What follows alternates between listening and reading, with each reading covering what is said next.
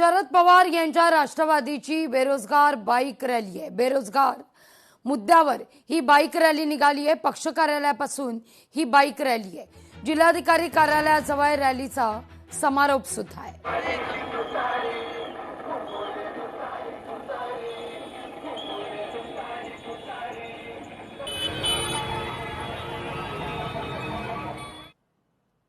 प्रत्येक विभागामध्ये अशा प्रकारचा आज हा मोर्चा निघालेला आहे आणि आम्ही शांततेच्या मार्गानं जिल्हाधिकारी कार्यालयामध्ये जाऊन आमच्या ज्या 10 मागण्या आहेत त्या 10 मागण्या आम्ही सरकारकडे करणार आहोत। त्यामध्ये प्रामुख्यानं बेरोजगारांच्या संदर्भामध्ये ज्या काही औद्योगिक वसाहती आहेत त्या औद्योगिक वसाहतीची अवस्था इतकी वाईट झालेली आहे, सगळे उद्योगपती आता ह्या राज्यामधून निघून जायला लागलेले आहेत। तरुणांच्या मध्ये प्रचंड असंतोष आहे आणि त्याचं एक प्रतिबिंब म्हणून आमचा आजचा हा एल्गार बेरोजगार मोर्चा आम्ही काढलेला।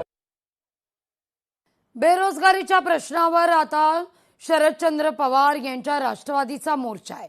छत्रपती संभाजीनगरमध्ये देखील बेरोजगार हक्क एल्गार मोर्चा निघालाय। तिरंगा हा मोर्चा होता।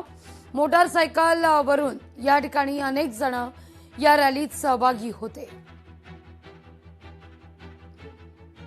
देशामध्ये बेरोजगारी भेडसावत आहे, तरुणांच्या हाताला काम मिळत नाहीये, महागाई वाढत आहे।